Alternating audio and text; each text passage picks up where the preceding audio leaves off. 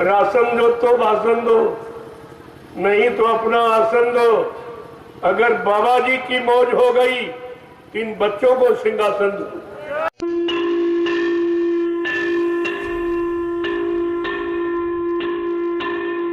कहा बाबा जी मर गए। बाबा जी देवगुरु धर्म प्रचार संस्था ट्रस्ट के अध्यक्ष थे। जब अध्यक्ष मर जाता है तो संस्था भंग कर दी जाती, दोबारा चुनाव होता है। न संस्था भंग कर न की गई, न दोबारा चुनाव किया गया। उस प्रशासन ने जबरदस्ती अपने नाते रिश्तेदार समझकर उस ड्राइवर को पगड़ी बांध के गद्दी पर बैठा दिया। ये कहां का नियम कानून है? आज वो प्रशासन का भी सफाया हो, वो भी साफ हो गई, सफा भी चली, वो भी चली। जिसने जिसे संतों को छेड़ा, कांग्रेस ने बाबा जी को जेल में बंद किया, आज नामो निशान खत्म उत्तर प्रदेश से। और बसपा ने क्या किया कि बाबा जी के पास बहुत जमीन है, चलो एक चमड़े का उद्योग खोलूंगी, वो भी साफ हो गई। और इसके बाद ये मौजूद था पूरा परिवार वहां मथुरा में, लेकिन अपने मुंह से नहीं कहा ये पुतला है, ये राज छिपाया, तो आज इसका भी सफाया हो। अब ये एक बचा है, देखो क्या करता है, इसकी भी दे दो। मैंने तो इससे भी प्रार्थना की है, महात्मा प्रार्थना ही करते कि किसी तरह से प्रजा और राजा दोनों बच जाए, दोनों का भला हो, दोनों का कल्याण हो। महात्मा तो ये चाहते। मैंने कहा रे भाई 2024 का चुनाव स्थगित कर दिया, नहीं भारत के जनता के चिथड़े उड़ जाएंगे, न राजा बचेगा न प्रजा बचेगी, कुछ नहीं तुम्हारे पास बचेगा। इसलिए 24 के चुनाव को स्थगित कर दो। मैं प्रार्थना करता हूं आज देश की जनता की भलाई के बारे में सोचो, उसके कल्याण हित के बारे में सोचो। कि तुम राजा हो, तुम्हारा प्रजा पर अधिकार है, तुम्हारे लिए कानून बना है, जासु राज प्री प्रजा दुखारी, स्वर्ण पवस नरक अधिकारी। जिसके रात में प्रजा दुखी है वो राजा नरक में जाता है, ये रामचरितमानस कह रही है। और मैं इसलिए कह रहा हूं कि तुम श्री राम को मान रहे हो, श्री राम की जय जयकार कर रहे हो, श्री राम को आगे मुद्दा बनाए हो, तो श्री राम की के सिद्धांतों को भी तो मानो। उन्होंने क्या किया ये करके दिखाइए आप, तब माना जाएगा आप श्री राम के मानने वाले। श्री राम कहने वाला तो श्री राम का भक्त नहीं कहा जाएगा। जो श्री राम ने किया या उन्होंने जो बताया, जो कहा, उसका पालन करने वाला सीताराम का भक्त कहलाएगा। ये छिपाने की बात मत करो, नहीं तो बहुत सजा पाओगे। इन धार्मिक शक्तियों को अपने स्वार्थ का मुद्दा मत बनाइए, नहीं कुदरत की तरफ से भारी सजा मिलेगी। बात भी आप मत कहना किसी ने बताया, कोई तो नहीं बता रहा, लेकिन मैं तो बता रहा हूँ। मैं आपके हित में कह रहा हूँ, आपके भले कल्याण के लिए कह रहा हूँ। ना मानो तो तुम जानो, तुम्हारा काम जानो, लेकिन ये नहीं कह सकते किसी ने बताया नहीं। यही महाभारत में था, किसी ने नहीं कहा कि अन्याय है, ये पाप है, और सब होता रहा, सब देखते रहे बैठे, किसी का मुंह नहीं खुला। लेकिन कोई न कोई तो सत्य कहने के लिए रहता है, क्योंकि सत्य का बीज कभी निर्बीज नहीं होता। उस समय भी कहने वाला था महात्मा विदुर, उसने कहा था अधर्मी राजा के राज्य में मैं काम नहीं, इसका राज्य बिल्कुल पापमय है और मतलब यानी सबको दुख देने वाला, सबको कष्ट देने वाला, इतनी हिंसा होगी, हत्या होगी कि तुमको रोने के लिए आंसू कब पड़ जाएंगे। सब कुछ बताया, जब नहीं माने तो महात्मा विदुर ने इस्तीफा दी कि मैं ऐसे अधर्मी राजा के राज के काम न करूं। वही बचा, बाकी सब मारी। तो अपने को बड़ा बड़ा कहते थे, भीष्म पितामह गुरु द्रोणाचार्य, यानी कोई बाकी था। सब ये समय का इतिहास है। वो तो द्वापर का था, अब ये कलयुग का इतिहास। तो बाबा जी ने कहा मैं कलयुग का इतिहास बनाऊंगा।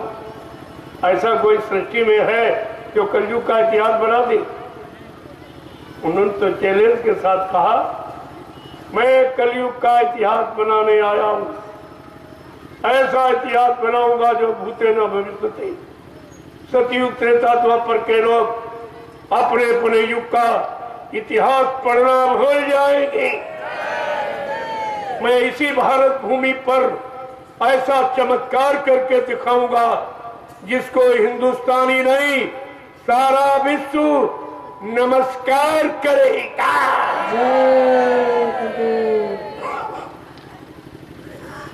आज तक न किसी ने ऐसा कहा न कोई कहे। इस बात को आप ध्यान में रखिए। मैं इशारा कर सकता हूं, प्रार्थना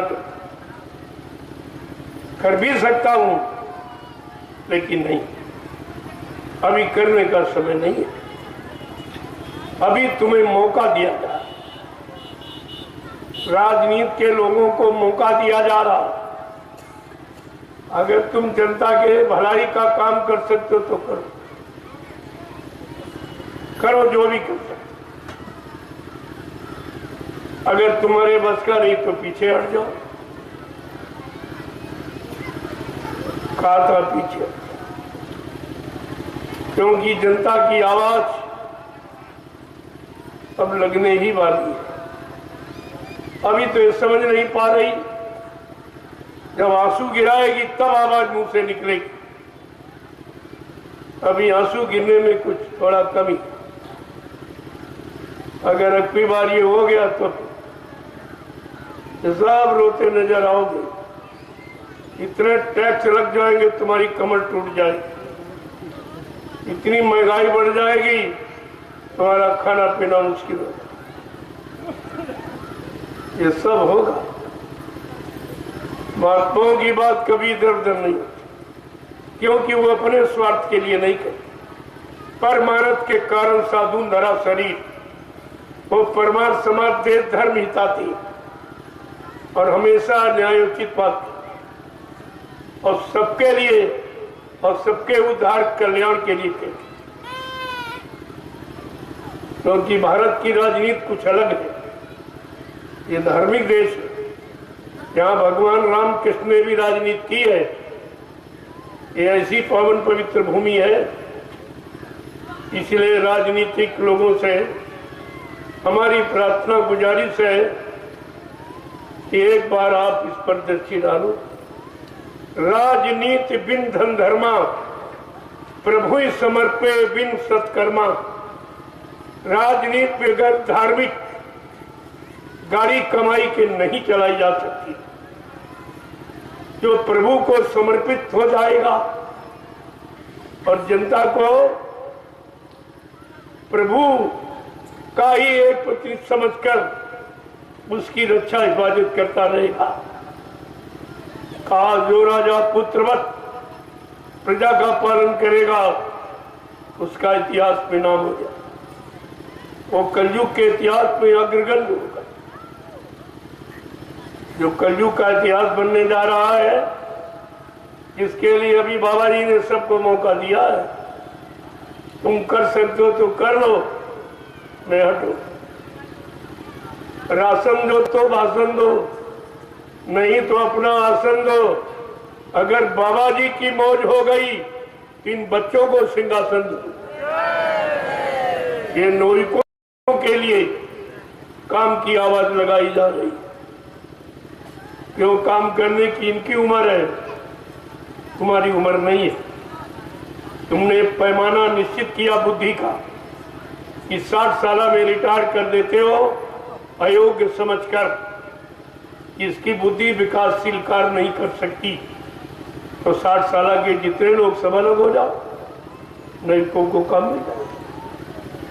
तुम अपने बनाए नियम को नहीं मानते हो, तब 60 साल का नियम आपने निश्चित कर दिया, ये बुद्धि का पैमाना निर्धारित कर दिया कि 60 साल में मानव की बुद्धि विकासशील कार्य नहीं कर सकती। अच्छी बात है।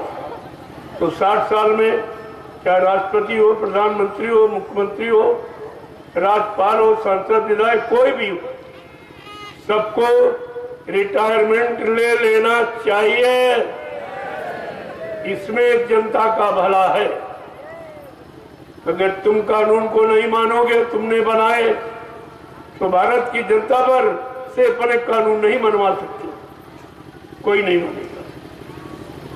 फिर क्या होगा? जन क्रांति हो जाएगी, जन क्रांति। ये बड़ी खतरनाक है। और बाबा जी ने पहले ही आपसे कहा था प्रार्थना के रूम में, होगी जन जन में क्रांति, हम तुम्हें दिखा देंगे। सब लोग लड़ेंगे आपस में, हम तुम्हें दिखा देंगे। भाई भाई लड़ जाएगा, पिता पुत्र लड़ जाएगा, पति पत्नी लड़ जाएंगे, राजा रैयत लड़ जाएगी, शिष्य गुरु लड़ जाएगा, कोई बात ही नहीं। ये बड़ी खतरनाक नीति है। लड़ाई में कोई मुनाफा नहीं होता, नुकसान ही होता, चाहे घर की हो चाहे समाज देश की हो। महात्मा ये नहीं चाहते, लेकिन तुम मानोगे नहीं तो फिर हो जाएगा, फिर बचेगा कौन?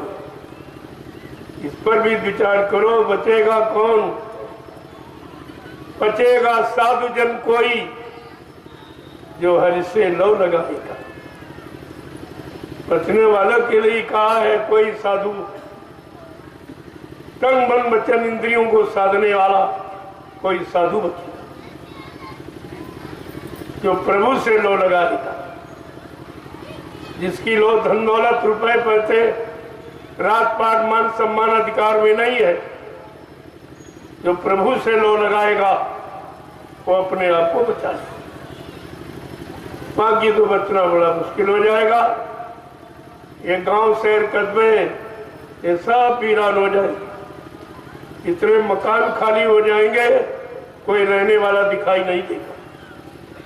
आज आप एक एक इंच जमीन पे झगड़ा करते हो, क्योंकि तुमको अपना भविष्य नहीं मालूम कि आगे क्या होने जा रहा। इसलिए बात को समझो, समझ लोगे तो अच्छा रहेगा, नहीं समझोगे तो तुम जानो तुम्हारा काम। लेकिन ये नहीं कोई कह सकता कि हमको बताया, चाहे राजा हो चाहे प्रजा हो, चाहे कर्मचारी अधिकारी क्यों ना हो, मैंने सबके लिए संदेश दिया और सबसे प्रार्थना रूम में कहा कि अब भी आप सही सच्चे रास्ते पर आके खड़े, सच्चाई ईमानदारी मेहनत से चरित्रवान बनकर ये सेवा कर लो। आपको अवसर मिला, समाज की, परिवार की, देश की, राज्य की ये सब सेवा करने का आपको अधिकार मिला, कर लोगे तो आपके लिए अच्छा है। महात्मा कभी तुम्हारे नुकसान की बात नहीं की। अब तुम न समझ पाओ बात अलग। साधु से होए न कारज हानि, साधु संत महात्माओं से किसी के काम की कभी हानि नहीं होती।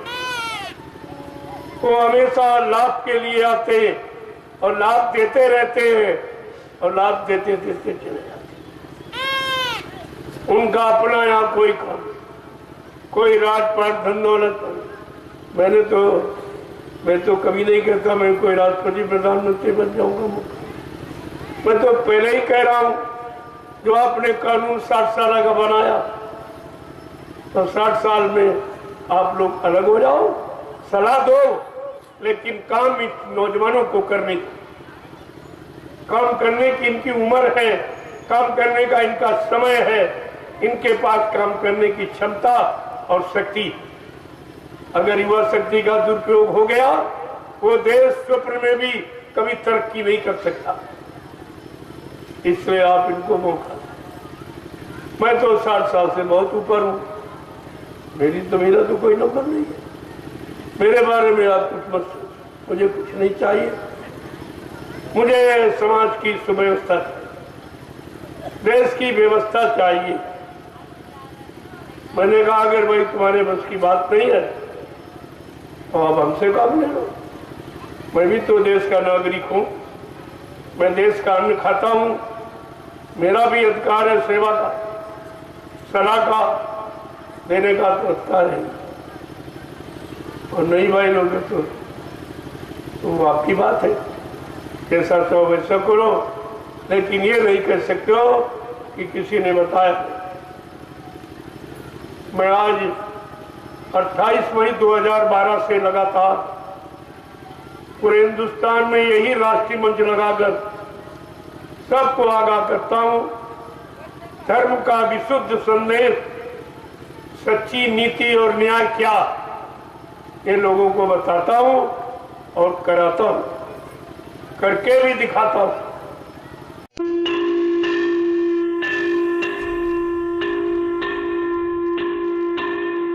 तुमने संत महात्माओं की बात को मान लिया होता तो आज ये दुर्दिन के दिन, मुसीबत के दिन आपको देखने को नहीं मिलते।